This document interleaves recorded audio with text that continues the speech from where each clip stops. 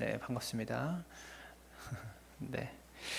오늘 본문의 말씀을 함께 나누도록 하겠습니다. 오늘 본문을 보면 3장 1절부터 이제 모세의 소명이 시작되고 있어요.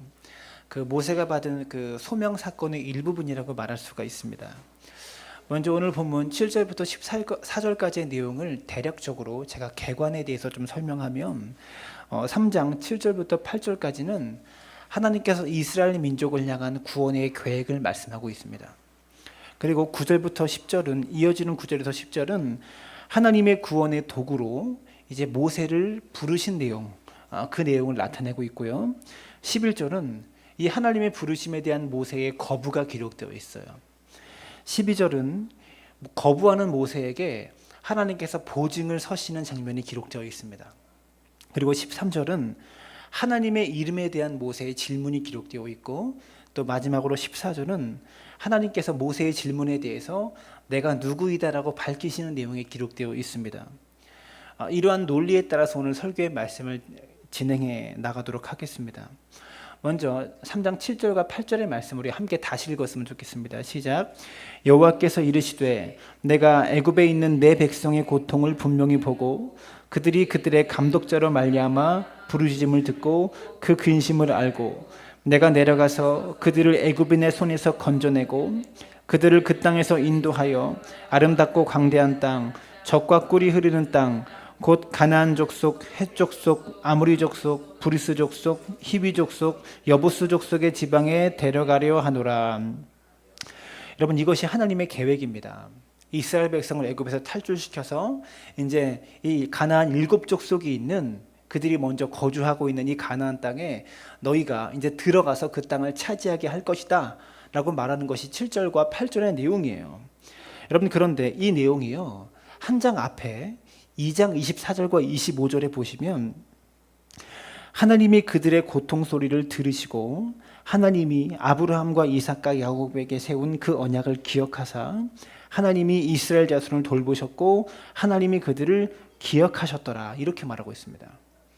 같은 내용인데 그들의 고통과 그들의 울부짖음을 들으셨다라는 내용이 3장 7절의 내용과 2장 24절과 25절의 내용이 같은 내용이에요. 그런데 2장 24절과 25절에서는요, 주어가 하나님이셨어요.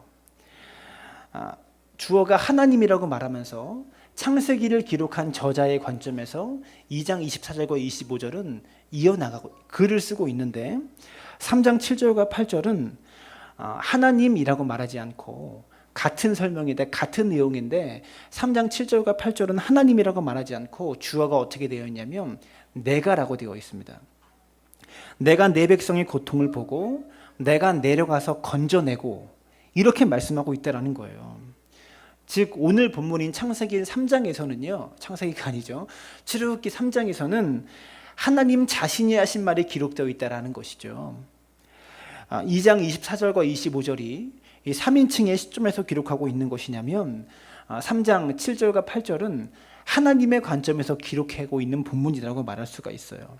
그리고 2장보다는 내용이 좀 더 세밀하고 세심하게 표현되어 있다고 볼 수 있습니다. 7절과 8절에서 표현되고 있는 하나님은요, 어떤 분이라면 보고 듣고 알고 건져내고 인도하시는 하나님이십니다. 내가 보고 내가 듣고 내가 알고 내가 건져내고 내가 인도하겠다라고 말씀하시는 하나님이시다라는 거예요. 무슨 말입니까? 하나님은요, 행동하시는 하나님이십니다. 행동하시는 분이십니다. 하나님은 유리창 밖에서 팔짱을 껴시고 우리를 지켜보고 있으신 그런 분이 아니세요. 우리 안에 들어오셔서 우리 안에 거하셔서 행동하시는 분이시다라고 성경은 표현하고 있는 거죠. 하나님은요, 우리에게 내려오시는 하나님, 찾아오시는 하나님. 인간은 자꾸 올라가려고 하는데 하나님은 내려오시는 분이십니다. 이것이 인간의 문제입니다. 하나님께서는요, 자기를 비워서 종의 형체를 가지고 이 땅에 내려오시는데 인간은 항상 높아지려고 하는데 문제가 있는 겁니다. 하나님께서 내려오셔서 낮은 자리에 오셔서 인간과 함께 고통을 당하고 계시고 그들의 고통을 보고 계시고 듣고 계시고 느끼고 계시다는 사실을 우리가 기억할 수 있게 되기를 바랍니다. 이사야서 53장 3절에 그는 멸시를 받아 사람들에게 버림을 받으며 간고를 많이 겪었으며 질고를 아는 자라. 마치 사람들이 그에게서 얼굴을 가리는 것 같이 멸시를 당하였고 우리도 그를 귀히 여기지 아니하였도다. 이사야서의 이 말씀은요, 예수님에 대해서 예언하고 있는 말씀입니다. 뭐라고 표현합니까? 질고를 아는 자라. 예수님에 대해서 질고를 아는 자라. 우리 주님께서는요, 질고를 아십니다. 인간들이 당하는 고통을 알고 계십니다. 저와 여러분이 당하고 있는 슬픔을 알고 계시는 분이십니다. 나보다도 나를 잘 아시는 하나님, 내가 당하고 있는 고통 가운데 찾아오셔서 나와 함께 그 고통을 느끼고 계신 하나님이시다고 말하고 있는 거죠. 이 하나님은요, 하늘에 계시는 하나님이십니다. 이것을 믿을 수 있기를 간절히 바라요. 근데 하나님은요, 내 고통을 함께 겪으실 뿐만이 아니라 내가 겪는 고통에서 나를 건져주실 능력도 있으신 분이십니다. 고통을 함께 겪는 데서 그치는 것이 아니라 내가 당하고 내가 겪고 있는 고통에서 나를 건지실 만한 능력이 있으신 그런 전능하신 하나님이시다라는 거죠. 그것을 7절과 8절이 오늘 우리에게 보여주고 있는 거예요. 여러분, 예수님께서 주기도문을 가르치시면서 하늘에 계신 우리 아버지여라고 말씀하셨습니다. 하나님은요, 하늘에 계시기 때문에 우리의 문제를 해결하실 수 있는 능력이 있으신 거예요. 그리고 하나님께서는 우리 아버지이시기 때문에 우리의 문제를 해결해 주기를 원하십니다. 부모가 자식이 겪고 있는 문제를 해결해 주기를 원하듯이 하나님께서는 하늘에 있기 때문에 능력이 하나님이고요, 우리의 아버지가 되시기 때문에 우리가 당하는 슬픔과 고통의 문제를 해결해 주기를 간절히 원하신다라는 거죠. 그리고 하나님께서는요, 하나님의 때에 그 문제를 해결해 주실 겁니다. 근데 여러분, 여기서 우리가 주의해야 될 것이 있어요. 내가 문제라고 여기는 것과 하나님이 문제라고 여기는 것이 달라요. 이게 문제입니다. 하나님께서 보고 계신 문제는 무엇입니까? 우리의 삶과 인생을 향해서 하나님께서 주목하여서 보고 계시는 문제가 무엇입니까? 죄와 사망의 문제예요. 이것을 보고 계시는 거예요. 그 문제를 해결해 주셨습니다. 여러분, 죄와 사망의 문제를 진실로 깨닫는다면 우리가 삶 가운데 겪게 되는 여러 가지 고통들은요, 다 기쁨으로 받아들일 수가 있게 돼요. 왜 그럴까요? 속죄함 받은 그 기쁨으로, 죄사함 받은 기쁨으로 감당치 못할 고통은 세상에 없어요. 다 지나가는 겁니다. 본향으로 가는 여정 속에, 천국으로 가는 여정 속에 저와 여러분을 훈련시키고 천국에 들어갈 만한 사람으로 만드시기 위해서 우리에게 인생의 고통과 고난의 문제를 주시는 거예요. 여러분, 그렇기 때문에 하나님의 관점에서는 우리가 당하는 실제적인 인간적인 이런 문제들이 별로 하나님의 눈에 들어오지가 않아요. 하나님의 관심은 무엇이냐? 내가 구원받았는가? 내가 거룩하게 살고 있는가? 내가 죄사함 받았는가? 이것이 하나님께서 보시는 문제라는 겁니다. 그 외에 우리가 겪고 있는 삶의 문제와 여러 가지 고민들은요, 천국으로 가는 여정 속에 우리의 성화를 위해서 반드시 필요한 문제들이라는 거예요. 이것을 기억하시길 부탁을 드려요. 그렇기 때문에 우리가 겪는 모든 문제들이 다 천국 백성으로 우리가 세워지기 위한 준비의 과정들이라는 거죠. 여러분, 7절부터 12절까지의 말씀을 보시면, 유심히 살펴보면 내가라는 주어가 몇 번 나옵니까? 7절에서 12절까지 6번 나와요. 내가라는 주어가. 내가 이렇게 하겠다. 이렇게 하나님께서는 자꾸 말씀하고 계세요. 이것은 하나님의 의지가 이만큼 확고하시다라는 것을 보여주고 있는 거예요. 하나님은요, 매우 힘주어서 강조하시면서 내가 이렇게 하겠다라고 지금 이스라엘 백성들에게 확실하게 확신을 심어주고 있다는 겁니다. 그리고 3장 7절에 보시면 내가 애굽에 있는 내 백성의 고통을 분명히 보고, 10절을 보시면 내가 너를 바로에게 보내어 너에게 내 백성 이스라엘 자손을, 이렇게 표현하고 있습니다. 오늘 본문 7절에서 내 백성이라는 말씀이요, 이 성경 전체에 처음으로 등장합니다.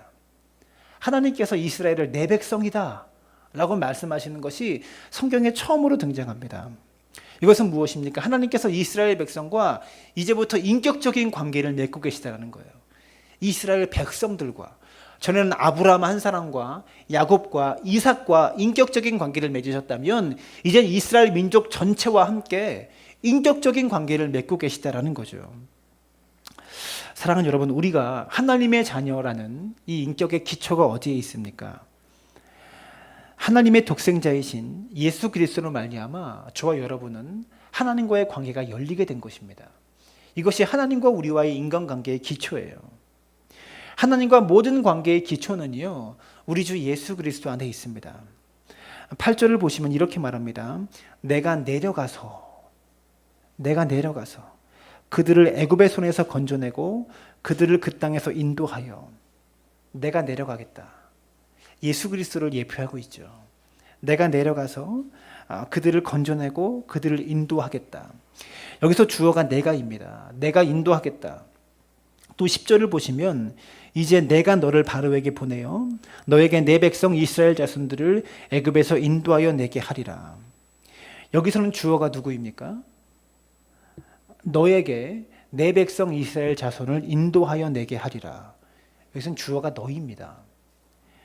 너에게 이스라엘 자손을 애굽에서 인도하여 내게 하겠다. 여기서 말하는 너는 누굴까요? 모세를 가리키는 말이죠. 무슨 말입니까? 하나님께서 인도하는 행위는, 이 인도한다는 행동은요, 하나님 혼자서 하는 행동도 아니고 모세 혼자서 할 수 있는 행동도 아니라는 겁니다. 이스라엘 백성을 애굽에서 인도해내는 것은요, 하나님과 모세의 합작품이에요. 어느 하나의 작품이 아니라. 무슨 말입니까? 하나님께서는 모세를 필요로 하십니다. 이것이 하나님께서 이 땅을 통치하시고 다스리시는 하나님만의 방법이다라는 거죠. 이 땅의 청지기로 저와 여러분을 세우셨습니다. 이 땅을 다스리는 청지기로 인간을 세우셨다라는 겁니다. 이것은 하나님께서 독단적으로 이 땅을 다스리지 않고 하나님 독단으로 하나님 마음대로 이 지구를 통치하지 않고 인간과 함께 이 땅을 통치하겠다. 하나님께서 전능하신 능력을 스스로 제한하신 겁니다. 하나님께서 다 하실 수 있는데 하나님의 능력을 우리를 위해서 스스로 제한하셨다는 거죠. 성도 여러분, 하나님께서 하나님의 구원의 역사를 이루시기 위하여 저와 여러분을 지금 필요로 하고 계시다는 것을 기억하시기를 부탁을 드립니다.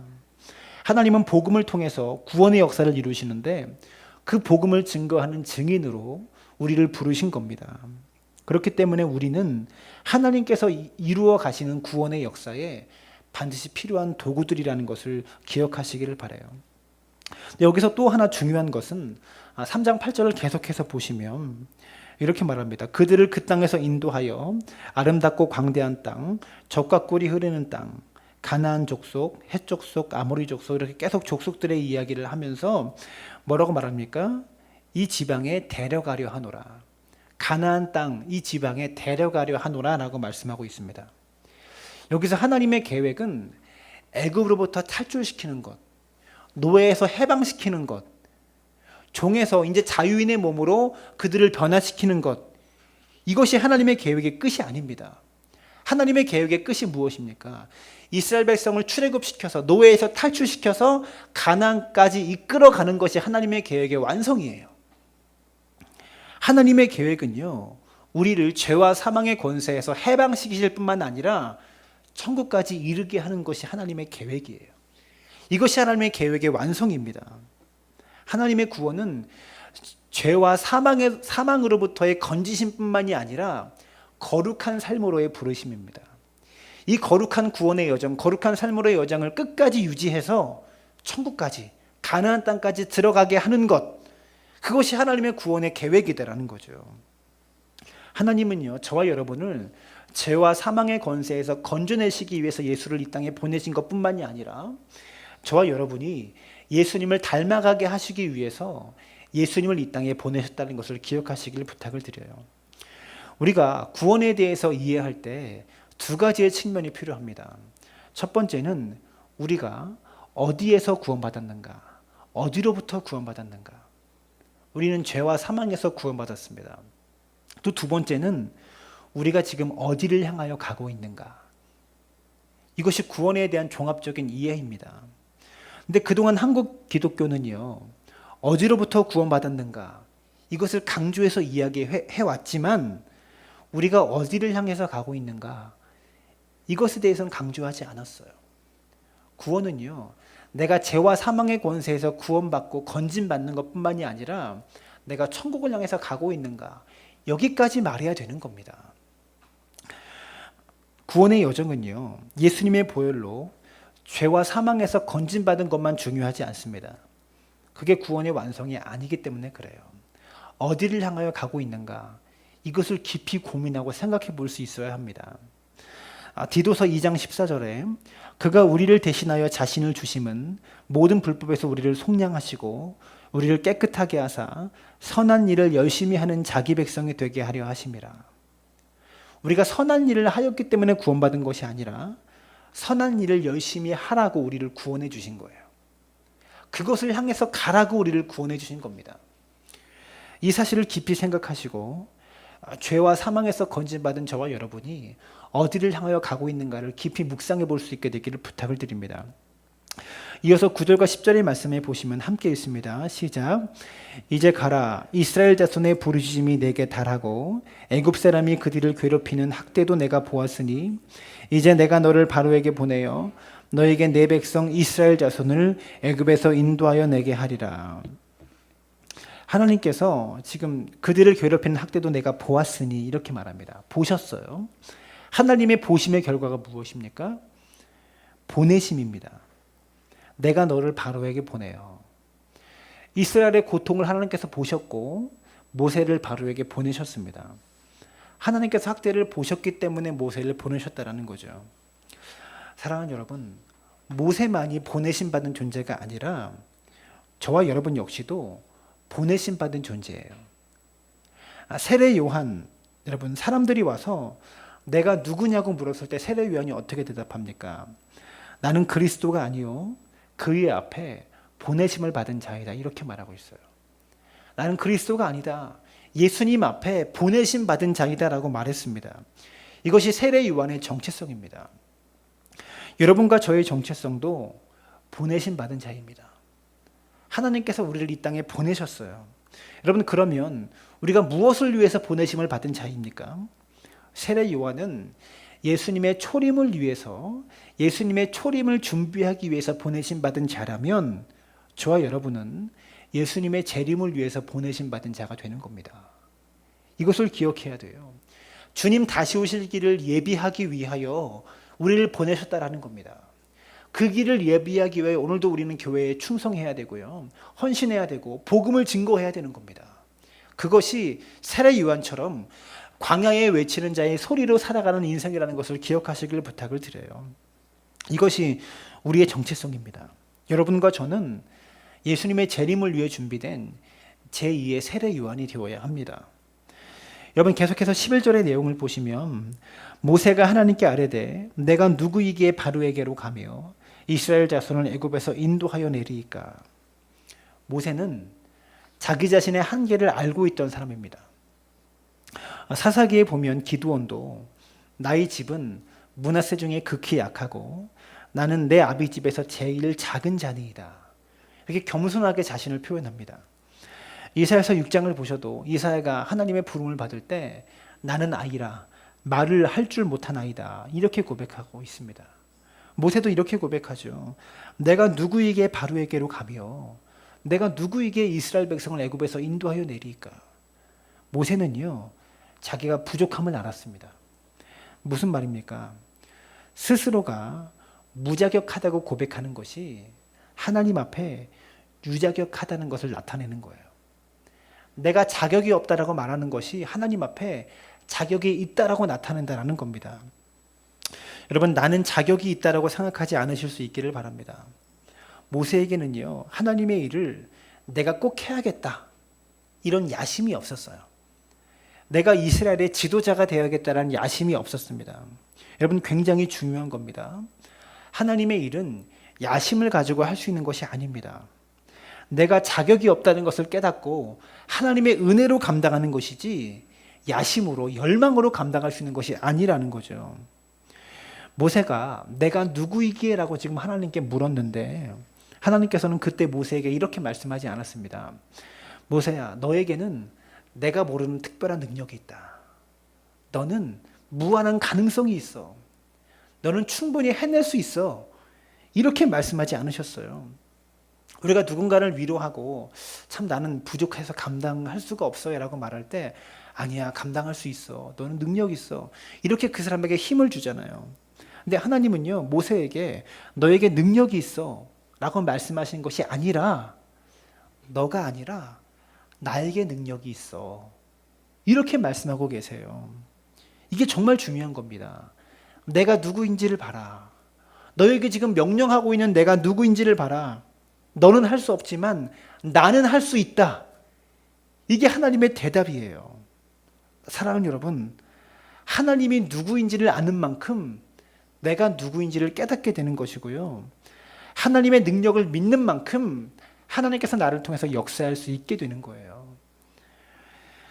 이어지는 13절을 보시면 모세는요, 내가 누구이기에 라고 물었는데 13절의 모세는요, 지금 13절의 모세는 하나님이 누구시길래 라고 묻고 있어요. 아까 11절에서 내가 누구이기에 애굽으로 갑니까? 바로에게로 갑니까? 라고 물었는데 하나님의 대답을 듣고 13절의 모세는 이제 하나님께서 누구시기에 이렇게 하나님께 묻고 있는 거예요. 13절을 함께 읽습니다. 시작. 모세가 하나님께 아뢰되 내가 이스라엘 자손에게 가서 이르기를 너희의 조상의 하나님이 나를 너희에게 보내셨다 하면 그들이 내게 묻기를 그의 이름이 무엇이냐 하리니 내가 무엇이라고 그들에게 말하리이까. 하나님의 이름이 뭐냐고 지금 모세가 물었습니다. 하나님의 이름을 묻는다는 것은요, 하나님의 존재를 묻는 거예요. 하나님, 당신은 어떤 존재이십니까? 그랬더니 14절에 하나님께서 이렇게 말해요. 하나님이 모세에게 이르시되 나는 스스로 있는 자니라. 성경 원어에 입각해서 번역하자면 나는 나다, 이렇게 말씀하고 계시는 겁니다. 엄밀하게 말하면 대답하지 않으신 겁니다. 이게 뭐예요? 라고 묻는데 이건 이거예요 라고 대답하는 것과 똑같은 거예요. 엄밀히 말하면 하나님께서 대답하지 않으신 겁니다. 어떤 한 가지 정보라도 더해진 것이 없어요. 이것은 무엇입니까? 하나님은 인간의 개념으로 정리할 수 있는 분이 아니다. 인간의 개념으로, 인간의 언어로 정의할 수 있는 분이 아니다라고 말하고 있는 겁니다. 하나님은요, 어떤 개념 안에 사로잡히거나 가둘 수 있는 분이 아닙니다. 인간이 다 이해할 수 있고, 인간이 다 파악할 수 있고, 인간이 조종할 수 있는 하나님이 아니다라는 겁니다. 이런 말이 있습니다.